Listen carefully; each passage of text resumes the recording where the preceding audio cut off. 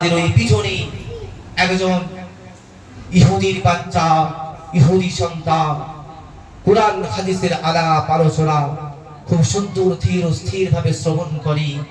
আমার মুখের দিকে চেয়ে থাকে, এ আমার সাহাবীরা, কিন্তু আজ আমি তাকে দেখছি না।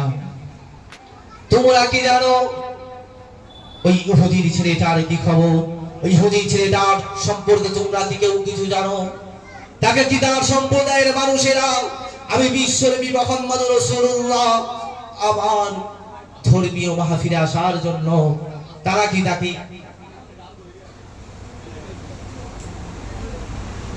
তাকে হত্যা করে দিল, বা তারা কি তাকে এমন করে প্রহার করলো? এ আমার সাহাবীরা, আমি তো বড় চিন্তিত হয়ে পড়েছি গো। আমার তো চিন্তা এমন করে অস্ত্র লাগছে না গো। এ আমার সাহাবীরা, তোমরা দেখো তো বাবা, তার কোনো খোঁজ খবর পাও কি? দেখো এমন করে সাহাবায়ে কেরামেরা ওই বাচ্চার খোঁজ খবর নিতে লাগলো।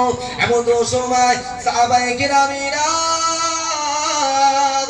খোঁজ খবর পেয়ে গেল যে ওই ব্যক্তিটা, ওই ইহুদির ছেলেটা এমন করে বিমারে আক্রান্ত হয়ে গেছে। এই ছেলেটা অত্যন্ত বিমারে একা হয়ে গেছে। এমন তো সময় বিশ্বনবী মুহাম্মদ রাসূলুল্লাহ সাল্লাল্লাহু আলাইহি ওয়াসাল্লাম তার পরিবার সম্পর্কে, তার ব্যাকগ্রাউন্ড সম্পর্কে খোঁজ খবর নিয়ে দেখছে যে ওই যে ব্যক্তিটা, অর্থাৎ ওই ইহুদি ছেলেটার পিতা এত ডেঞ্জারাস যে বিশ্বনবী মুহাম্মদ রাসূলুল্লাহকে মারবে বলে, কতল করবে বলে প্রতিনিয়ত এমন করে তরবারিতে ধার দিতে থাকে যে মুসলমানদের ধর্মীয় নেতার গলা থেকে গর্দানটাকে আলাদা করে দেবে। এমন সময় যখন বিশ্বনবী মুহাম্মদ রাসূলুল্লাহ খোঁজ পেল যে এই ছেলেটার এমন করে রোগে আক্রান্ত হয়েছে, আমার রাসূলুল্লাহ অত্যন্ত চিন্তিত হয়ে গেলেন।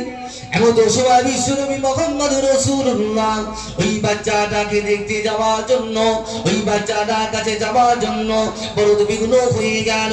এমন সময় সাহাবায়ে কেরামেরা পৌঁছে গিয়েছিল, ইয়া রাসূলুল্লাহ, হাবিবাল্লাহ,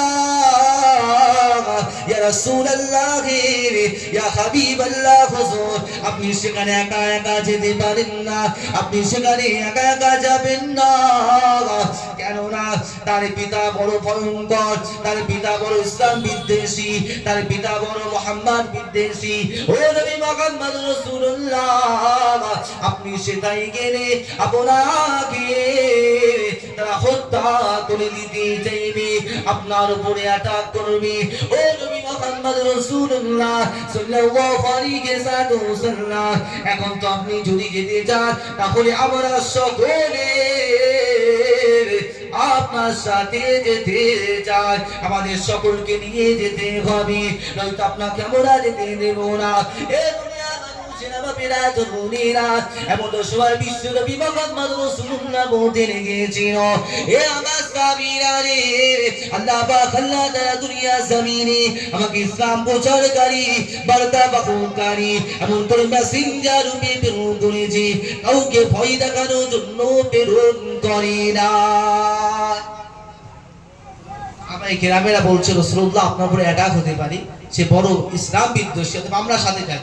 বিশ্বনবী বলছে যে তোমরা যদি সকলে আমার সাথে যাও তাহলে ওই ইহুদিটা মনে করবে যে বিশ্বনবী মুহাম্মদ রাসূলুল্লাহ হয়তো অ্যাটাক করার জন্য, আমি ইহুদি আমার বাড়িতে হামলা করার জন্য এসেছে, অতএব সে ভয় পেয়ে যেতে পারে। অতএব না, তা করা যাবে না।